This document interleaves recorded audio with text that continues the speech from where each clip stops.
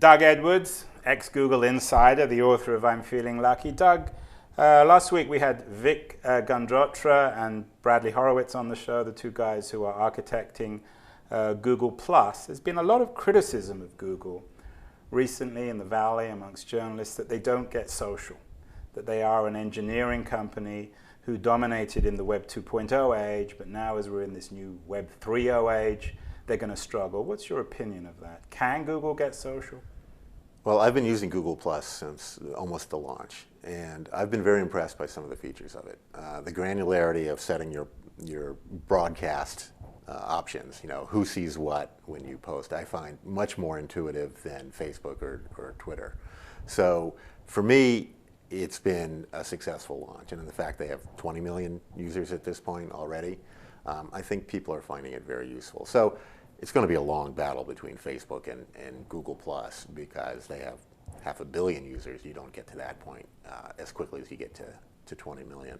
But I think they finally, the third round, have hit at least a solid double. Do you think there's an internal debate going on within Google about this idea? When Bradley was on the show, he talked about people coming first as if this was a radical statement. But I guess within Google, it could be seen as a radical statement in the context of the artificial algorithm and the engineering-centric culture within Google. Is there a debate going on about the kind of company Google will be? Well, we always talked about putting the user first and all else will follow. I mean, that was one of the 10 things I wrote that we had found to be true back in 2000. We always talked that talk, that the users were the most important element. But you have to remember the first user at Google is Larry Page.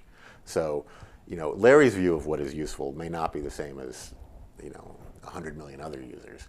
But we always felt like we were trying to put the user at the forefront, to design products that would be useful.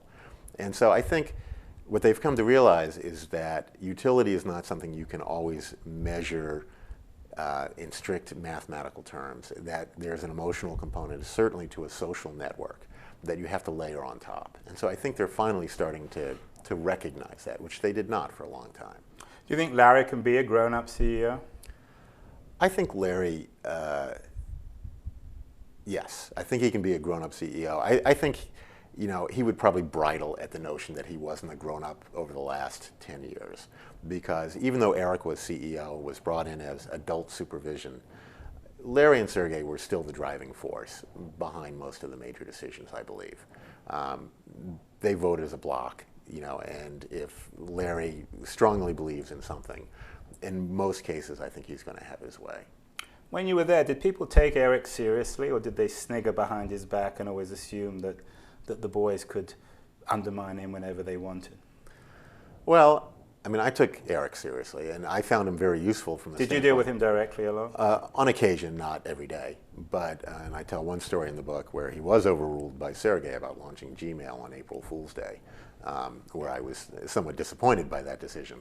But, Eric was very helpful in providing transparency into how decisions got made, what the strategy was. He was a great, I call him a user interface for us as employees, because Larry and Sergey, they just went and did their thing, and then you could try to run behind and figure out what they were, where they were headed. Eric made it clear, okay, here's the strategy, here's what we're going to do, here's how we're going to get there. So from an employee standpoint, that was enormously helpful.